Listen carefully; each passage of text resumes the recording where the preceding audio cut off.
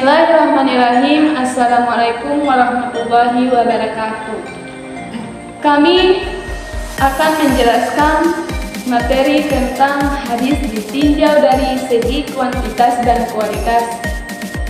Untuk sebelum memulai materi tersebut, di sini saya akan memperkenalkan nama saya dan kelas saya. Nama saya Maimunah Salatullahi dari kelas 10 MIA. Nama saya Sifat Bagiana dari kelas 10 MIA. Nama saya Salama Supelokan dari kelas 10 MIA. Di sini kami langsung lanjut materi yang terkait, yaitu hadis ditinjau dari segi kuantitas dan kualitas. Hadis dari satu segi dapat dibagi menjadi dua, yaitu hadis secara kuantitas dan kualitas. Yang dimaksud dengan hadis secara kuantitas adalah penggolongan hadis ditinjau dari banyaknya rawi yang meriwayatkan hadis.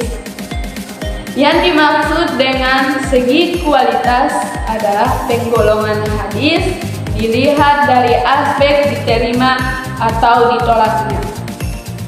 Yang pertama, hadis ditinjau dari segi kuantitas. Para ahli hadis membagi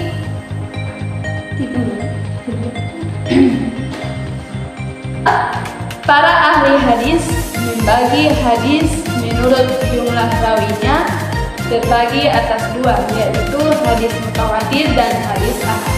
Yang pertama, hadis mutawatir.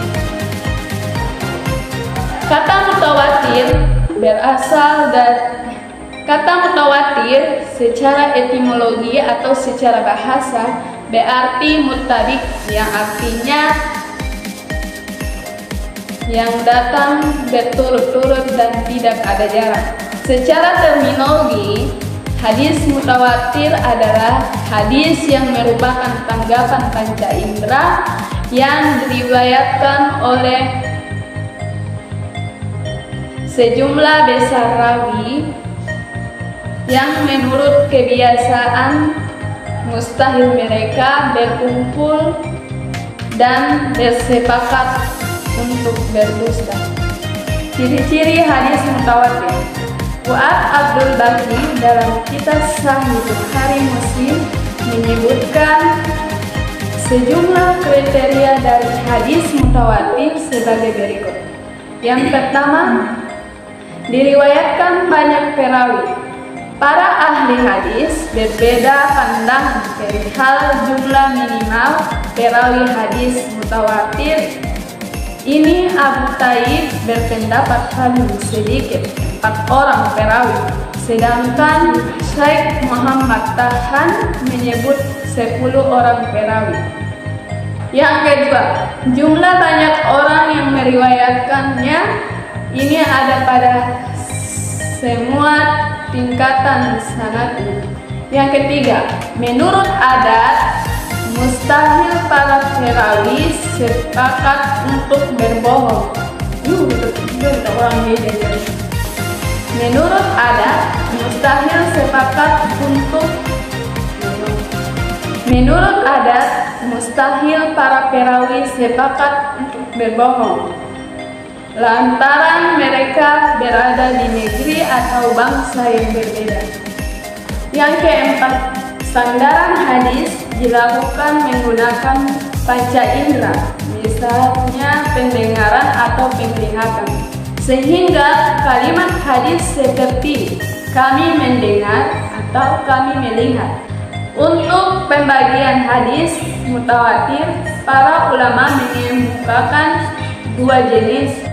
Yang pertama, hadis lafzi, yaitu hadis yang mutawatir lafaz dan maknanya. Yang kedua, mutawatir maknawi, yaitu hadis yang bermakna.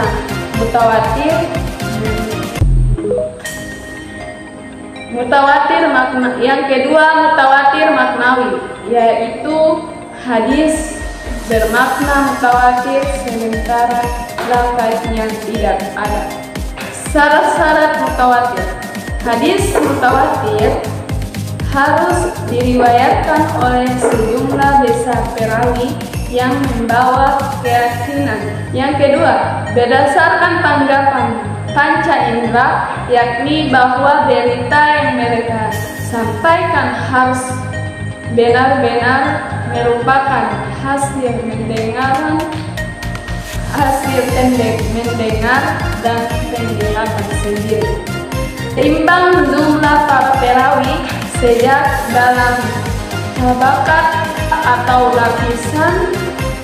Seimbang jumlah para perawi sejak dalam tabakat atau lapisan atau tingkatan pertama maupun tabakat berikutnya. 2. Hadis ahad. Hadis ahad dibagi menjadi 3, yaitu 1. Hadis masyhur, hadis aziz, dan hadis gharib. 1. Hadis masyhur. Secara bahasa, hadis masyhur berasal dari kata sahara yang bermakna penampakan sesuatu, kejelasan sesuatu, ketenaran sesuatu, dan penyebaran sesuatu. Sedangkan secara istilah, hadis masyhur adalah hadis yang memiliki jalan sanad lebih dari 2 perawi dan tidak mencapai derajat mutawatir. 2. Hadis aziz. Secara bahasa, hadis aziz adalah sifat mushabahah dari kata kerja azaya izu yang bermakna sedikit atau jarang. Sedangkan secara istilah, hadis aziz adalah hadis yang diriwayatkan oleh 2 orang perawi dalam tabakat atau tingkatan. Jumlah perawi hadis aziz memang lebih sedikit dibandingkan hadis masyhur, namun lebih kuat karena diriwayatkan melalui jalur tertentu. 3. Hadis gharib. Secara bahasa, gharib bermakna sesuatu yang jauh atau asing. Sedangkan secara istilah, hadis gharib adalah hadis yang diriwayatkan oleh 1 orang perawi saja. Hadis ditinjau dari segi kualitas. Segi kualitas adalah penggolongan hadis dilihat dari aspek diterima atau ditolaknya. Hadis secara kualitas dibagi menjadi 3 kategori. Yang pertama, hadis sahih. Hadis sahih ialah hadis yang sanadnya bersambung, diriwayatkan oleh perawi yang berkualitas dan tidak lemah. Hafalannya disambung, yang mampannya tidak ada syadz dan illah. Jelaskan, hadis sahih adalah setiap hadis yang rangkaian sanadnya bersambung, diriwayatkan oleh perawi yang adil dan dabit dari awal sampai akhir sanad. Tidak terdapat di dalamnya lafaz dan illah. 2. Hadis hasan.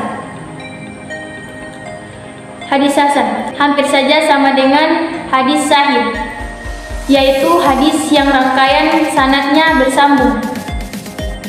Menurut Mahmud Taha, menurut beliau, hadis hasan ialah hadis yang sanadnya bersambung, diriwayatkan oleh perawi yang adil dan dabit, dan awal sampai akhir sanad.